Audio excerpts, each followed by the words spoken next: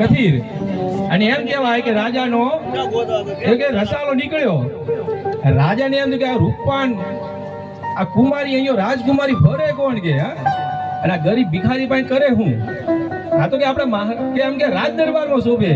અને બાઈને સૈનિકો ઉપાડી લીધી કે હાલો રાજમહેલમાં લઈ ગયા. આ બાજુ ભાઈ ભાઈ ચિંતામાં આવી ગયો કે હવે કરું હું? હે હવે પ્રભુ પાસે ભાઈ વચન માગે, વરદાન માગે કે પ્રભુ હવે મારો વારો ને કે હા તું માગ.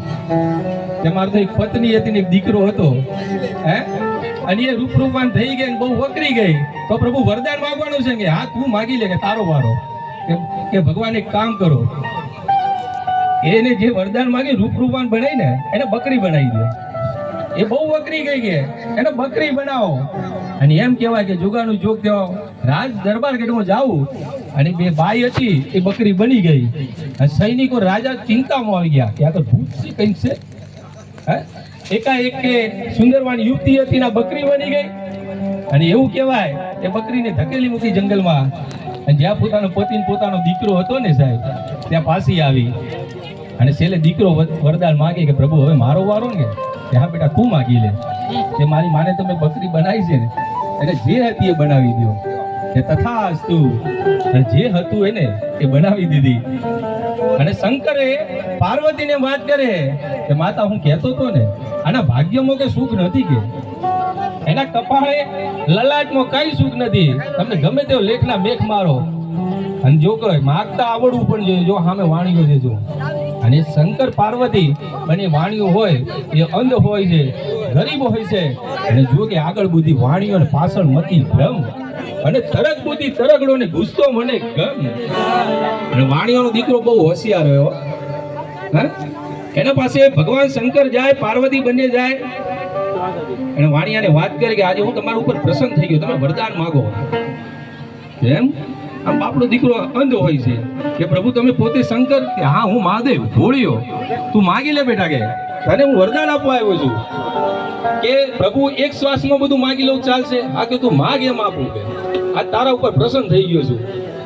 અને જોજો વાણિયાનો દીકરો જે વરદાન માગે હો કે પ્રભુ તમારે આપવું છે ને કે હા તો પ્રભુ મને એર્યું આપો કે હાથ માળની હવેલી હોય અને એમાં મારો વચોટ દીકરો એની ઘરવાળી સોનાની ગોળીથી વલોણું વહતી હોય એવું મને વરદાન દ્યો.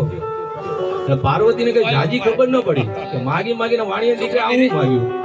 ભગવાન એને સમજાવે છે કે માતે હવે તમે આ સમજો કે વાણિયાનો દીકરો કેટલો હોશિયાર. એને હાથ માળની હવેલી માગી લીધી અને ત્રણ દીકરા માગ્યા. એમાં વચોટ દીકરો એ ત્રણે દીકરાની ત્રણ વહુઓ. એ વચોટ દીકરાની વહુ હોનાની ગોળીએ વલોણું વલોવતી હોય એટલે હોનાની ગોળીઓ આવે એના ઘરમાં તો ધન સંપત્તિ આવી જાય. અને એ પણ હું ભાડું એમ એટલે હું આંધળો છું એટલે મારી આંખો પણ આવી જાય. અને એ પણ મારા ઘરે પશુધન ખેતી પણ હોય સાહેબ. હા મા પાસે માગતા પણ આવડવું જોઈએ. આ વાતો છે સાહેબ. વાતોડી વિકતાડી જણ જણ ઝુંઝુમી જેડા જેડા માનવી ને એડી એડી અમારી વાતોડી. હે વાતો તો ઘણી બધી છે. કૈલાસબેનને રજૂ કરવા છે, મોંગીલાલને રજૂ કરવા છે.